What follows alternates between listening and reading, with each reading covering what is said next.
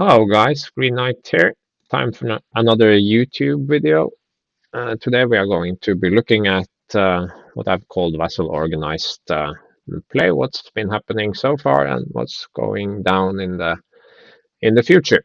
So um, back in 2020, late 2020, before the Vassal World Cup 21 got off the ground, I had this idea that maybe we could do a Clone Wars only tournament because, well, the Clone Wars factions were available, but still only the starter set, so they weren't on sort of a level footing um, with with the other Galactic Civil War factions. So I figured that just playing Separatist versus Republic could be a lot of fun, and a lot of players joined in. And right after we had the Vassal World Cup, and there were over 70 players involved, and that's when I got the idea that maybe because of the pandemic and everything, and the lack of organized play in the real world, we could make a system where we could explore some standard format games and some non-standard games. So that's how Vassal Organized play. The idea came about to create sort of a framework for organized play, to bring players together, to foster a sense of community beyond just randomly meeting guys and having those standard 400 point games. Um, and I already said this, but explore non-standard formats. Most of the games that are played online are just those standard 400 pointers. And we have the Clone Wars factions now, so a lot of new exciting stuff there with cards and whatever. But to be honest, I'm maybe a little bit tired with competitive 400 point games. Locally, we've been having a lot of fun with both the Corellian conflict and rebellion in the Rim here locally. I haven't been played a lot of games, but we've worked through the Korean conflict, and we are closing in on the end of rebellion in the Rim. So there's a lot of fun to be had with Armada in non-standard formats. And the final point is of course a Star Trek reference, very funny. Um, Boldly go where we haven't gone before, and I'm thinking adding custom content to the game, tweaking points cost. These are things that have been discussed for years, and we have the card pack, and they changed the point cost of a couple of upgrades, and that's it. And then we got Clone Wars factions, and suddenly the pricing issues for some of the older stuff become very apparent. So uh, I've got tons of ideas. I could be running these events all year long. Lots and lots of events, but you have to find sort of a balance between what's too little and what's too much. I don't want to overload players. I don't want to force anyone to join in into something they don't want. So I would want to offer a variety of events and formats, but not too many. There has to be time to breathe in between the events. So I also like to mention the uh, yeah, now my little camera, I can move it over to the corner here. I think that's better. Yeah. So the Grand Championship. Basically, you score points for participating. You score points for winning as well, and for various special challenges and that. But the most points you get is just for joining and actually playing all your games. That earns you 2 points. By comparison, winning the tournament earns you two additional points. So it's not about winning as much as it is about participating. So of course, you score extra for winning, so good players will tend to garner more points per tournament, but it's the players that sort of stick with the program and have the most fun that gets the most points. So don't take it too seriously. It's not sort of it's not really, I'm not sure what to call it. It's a bit of good fun, that's all. Hopefully everyone thinks it's just a great, cozy idea. There are prizes. Top two players will have prizes, physical prizes, and there will be a raffle. Uh, because it's always fun if a random guy gets something. And I'm thinking, I haven't decided yet. Maybe it's one ticket to the raffle per player, or maybe it will be one per point you have. We'll see about that. For physical prizes, I've donated some money, and you can donate some money as well if you want to. A few couple of players have already. You can go to my blog. There are links there to donate to YouTube and what's it called? GoFundMe, I think it is. Yes. So if you want to, you can do that. If you don't want to, that's fine too. I've been always also been in contact with Weston, and hopefully we can get some alt art cards to commemorate a year of Armada fun. Um, I mean, I can if Weston fixes the cards, I can print and send here in Europe, but I'm looking for a partner in crime in the US that can help print and distribute stuff over there because individually posting cards from Europe to the US, it's going to eat up the entire price budget. So maybe if someone wants to help with that, it would be great. Thus far, we have had 114 unique players involved. Um, the most players for the World Cup. The World Cup is not my tournament, of course. That's still strategy, bigs. But it's such a big and well-known event that I've included it in the Grand Championship scoring. Currently in the lead, Roald at 15, followed by Gerrit and Real Veers at 14, and a bunch of players have over 10 points, so it's anyone could win.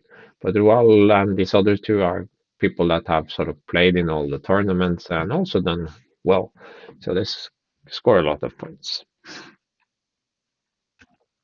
Yeah. The story thus far.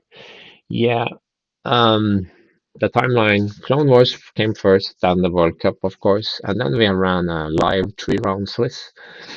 We just finished the team mini league, 3-man teams, faction locked, unique locked. Pretty good tournament using some custom rules. And ongoing now is the Unconventional Warfare tournament. And the next one is Midsummer Madness. We'll get back to that one. Clone Wars, only Clone Wars faction, only Clone Wars core stuff. 58 players. I was really amazed that so many players wanted in. But in hindsight, this was the first new major release for Armada. We had a new beautiful Vassal version. So yeah, I think there were many reasons why people wanted to play. It was easy and accessible, not too many upgrade cards. Very clean, streamlined. Winner was Binikas, runner-up JJ's Juggernaut. Then we had the standard live Swiss, just your regular tournament. I pretty much banned Moralo by saying he is the separatist, and we had an unaligned Hondo, so anyone can take him. I don't think anyone did though, so it's just a bit of fun. 29 players. Rasps stepped out because he was really didn't have time anyway, so it's an even 28 players there, 3 rounds Swiss, and this was time limited, so it ran through one Sunday, I think. Yes, it was a Sunday. So West Coast US got up real early. Not so bad for the East Coast, and Europe was in the afternoon, and then we played 3 rounds in record time. It was exhausting, of course, but it just proves that Vassal can be fast, and it's absolutely possible to run these live events, and it's something that I want to do again. Uh, Unskilled first officer won, so he's not allowed to call himself unskilled first officer anymore. He's now skilled first officer. Huh? Runner-up is Paul Heaver, well known from the X-Wing community. He seems to have a thing for separatists. Then there's the Team Mini League. This was where I added some what ifs. I changed the points, ships, squadrons, upgrades. There were some upgrade slot changes to ships. You could run defensive retrofits on superstar destroyers. Someone did, and it didn't really matter that much. Um, and there were also some extensive tweaks to some of the objectives. So uh, we'll talk a bit more about those changes later, but provide feedback mostly positive, overwhelmingly positive, mostly. But a few things didn't work. There was some ugly stuff in there as well. There were some interactions with Wave 10 Clone Wars stuff that I didn't anticipate. Tweaked version of close range Intel sweep and that guy Plo Koon and some of the other objective tweaks weren't properly balanced, especially against Clone Wars stuff. But overall, it was a blast. 12 teams, 36 players, split between Europe and North America as usual.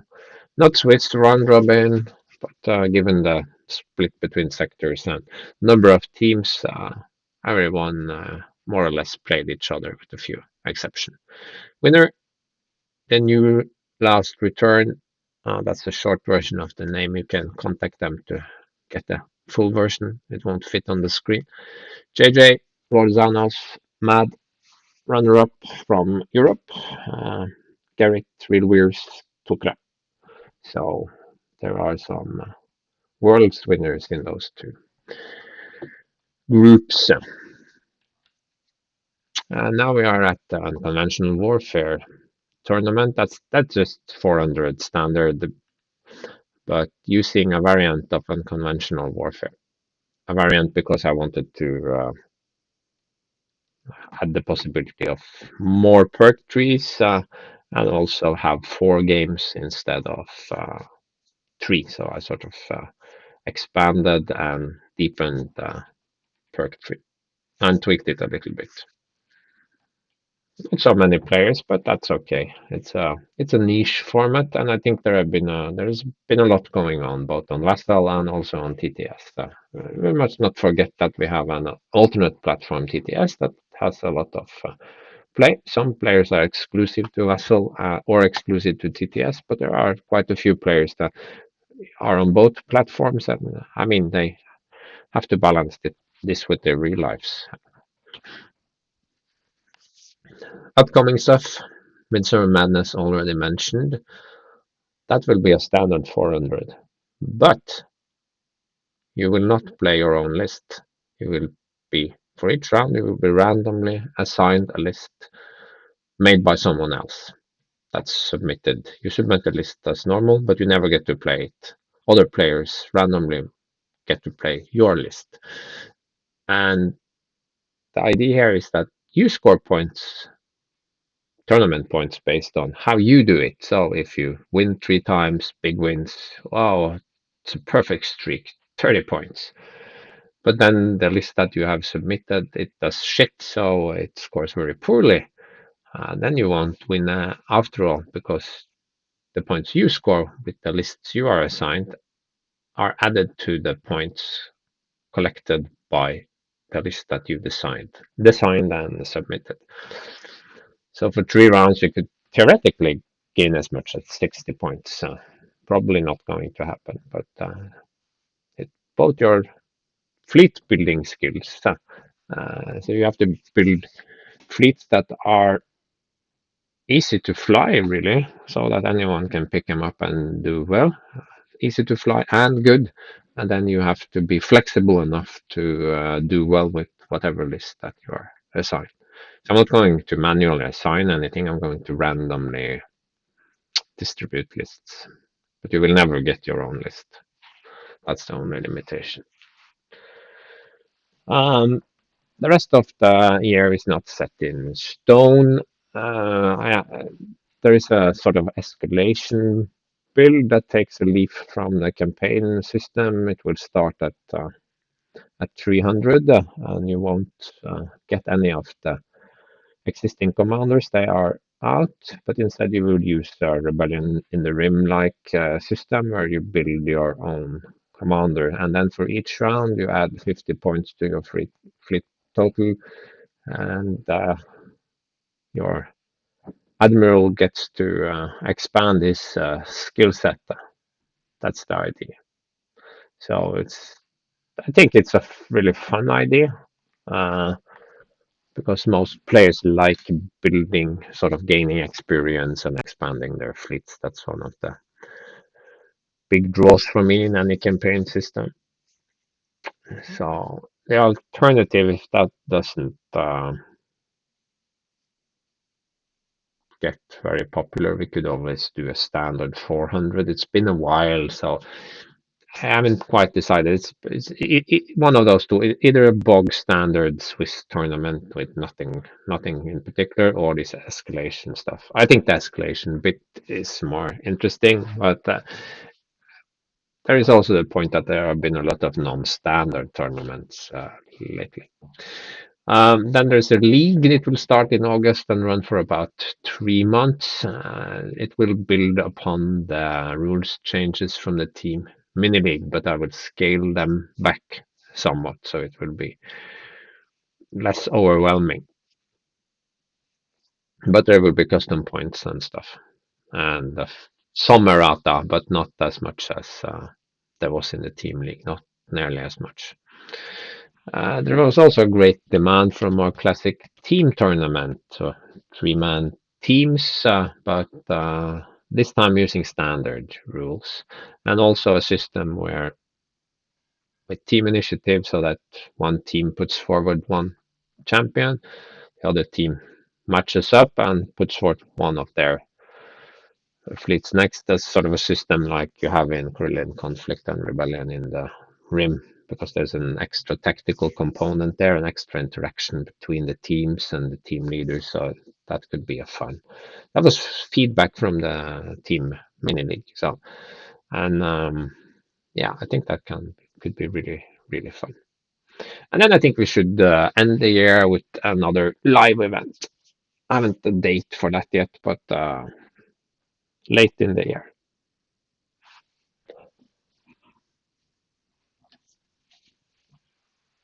Okay, just move this a bit. I didn't really think about the camera. I'm not sure. Well, you need to look at me. I'm too cute not to be on YouTube. So, what is this? This is a two-track model because I've been collecting feedback, both officially and unofficially, so to speak, from players throughout all the events that have been, and chatting with them on Discord and whatnot. And there has been a lot of positive comments about doing custom stuff, changing points, errata, that sort of thing. But there is also a definite demand for what you could call canon. Uh, just the rules as they are, points as they are, flawed though they may be. It's the game that we have, and I can definitely see the appeal in both, which is why I'm sort of for the future splitting Vassal Organized play into sort of two tracks, one that I call Canon and one that I call Legends. And Canon is the stuff, whatever the rules, whatever the components are, that's what goes into Canon, and Legends track will be a separate thing. So if you don't want to go into Legends territory, it should be very clear when you can expect to see custom stuff. There is also um, a standard format that's crystallized, um, and this has to do with the fact that most players are either in Europe or they are in North America. So it is possible for me to play someone in the US, done that many times, but it is much more convenient if the bulk of games are within these two time zones. So by default, all tournaments, if there are enough players, will be split into two, possibly with a sort of cut or yeah combination there at the end for the top players.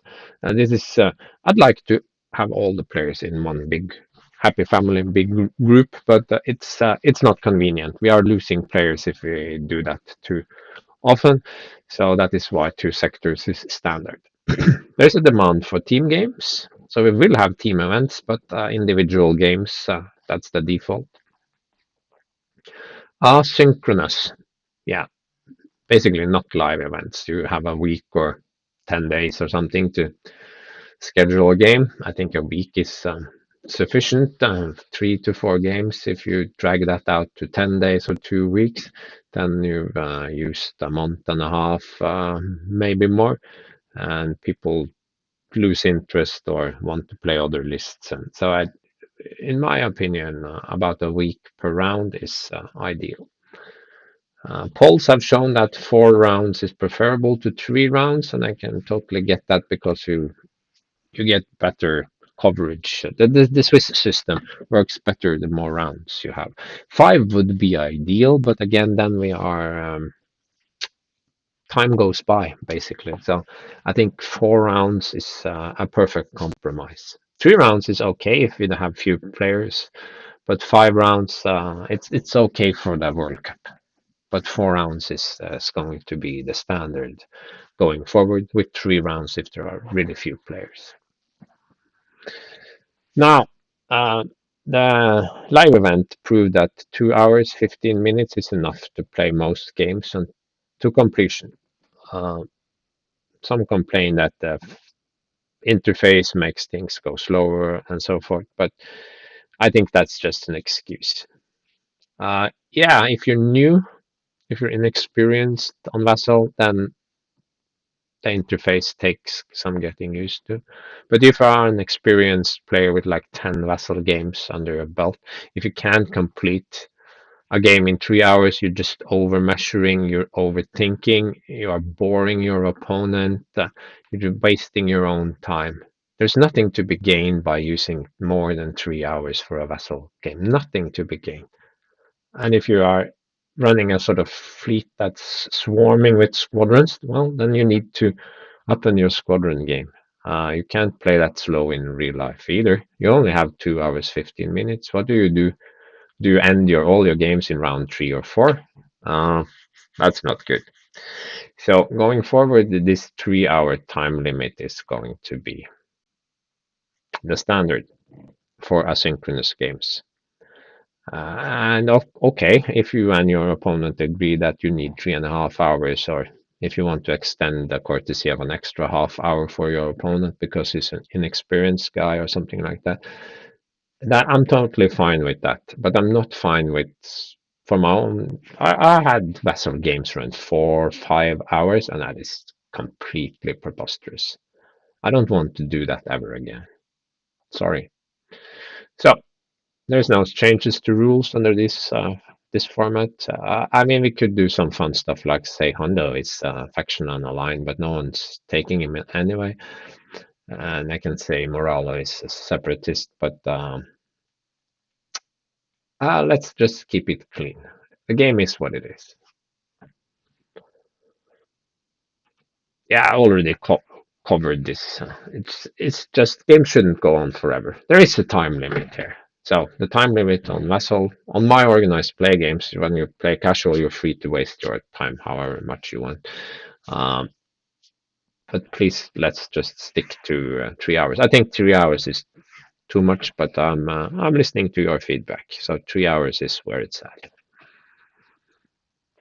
Yeah, it's just a list of some custom formats. It doesn't have to be the standard format. I think there's a lot of fun to be had with non-standard format, but I also think they won't be attracting as many players necessarily as the standard ones because it's non-standard. Always someone's going to be put off by non-standard formats, and also you have to read some rules or keep something extra in your head. But there is we've already tried some exciting formats this year, and there are more coming further down the line. And I'm sure I can come up with even more exotic and fun formats. Also talked about these live events are exhausting, but they're also extremely rewarding. I had a lot of fun watching all those games and entering scores and sort of keeping things flowing, and people were amazing. They were so dedicated, and everyone really made an effort to complete their games on time. Very few players had trouble with keeping the time limit. Just a handful of games that weren't completed within the allotted time frame. And we're not talking 3 hours, 2 hours, 15 minutes. That's it. Um, so, but they are exhausting, and it takes some effort to sort of balance when you should do these. I think we've hit a nice spot this year, and we will have one later this year. So about two per year. That sounds about right for me. Team play also talked a bit about that already, but it's a format that will be with us going forward. So I'm thinking two team events per year, one per half, spring and autumn. Three players per team, yeah. Four games, so a lot of standard here. But as I mentioned, we are going to be looking at an initiative system. So instead of me randomly assigning players on a team against each other, the teams put forward a champion, the other team answers, puts forth their champion, and so forth. So then you have this extra tactical component both during fleet building and during matchup, where if they put forth a squadron heavy force to begin with, then you match with your anti-squadron force and sort of try to outwit them or create beneficial matchup. I think that adds a very interesting component there.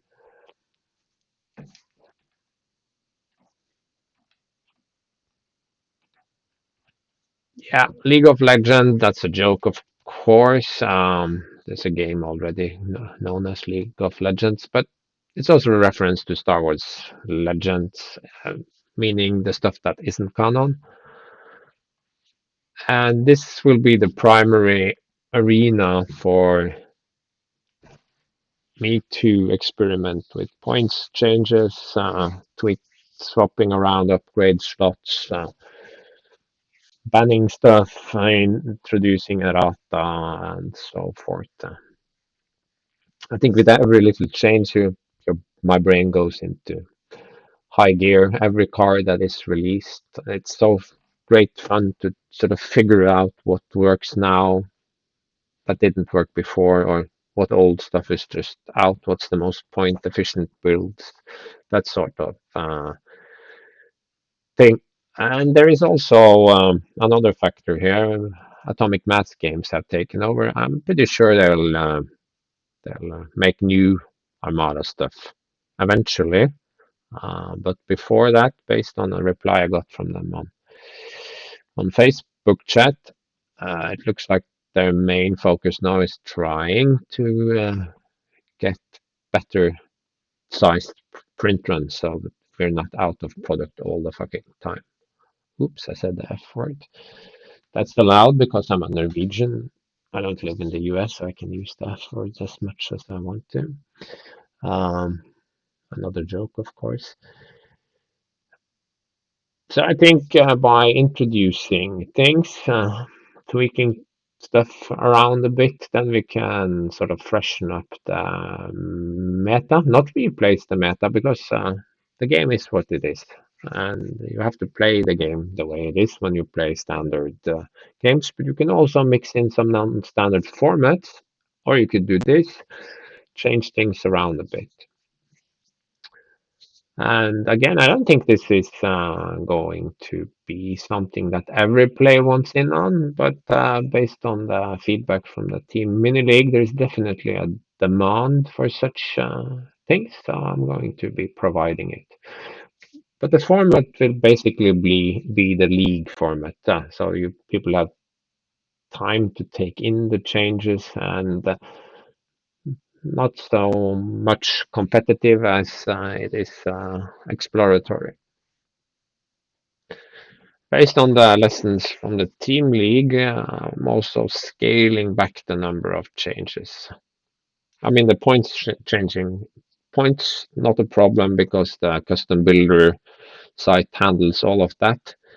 But the changes to some of the objectives, that's overwhelming because there were too many changes at one time. I mean, just a tiny change one place can have big ramifications, and there were just way too many changes at one time. So I'm scaling back some of the changes, and then for each leagues, then we can introduce some new stuff.